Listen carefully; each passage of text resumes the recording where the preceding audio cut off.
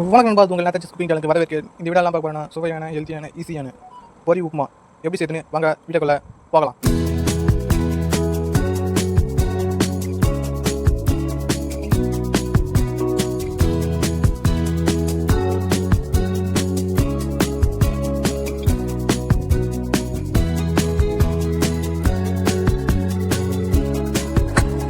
எண்ணெய்,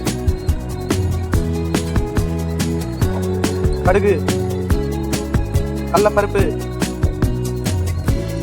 பச்சை மிளகாய், வெங்காயம்,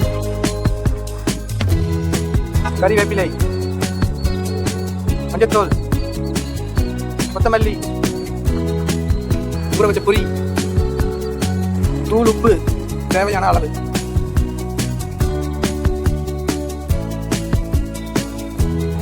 சிறிதளவு கொத்தமல்லி.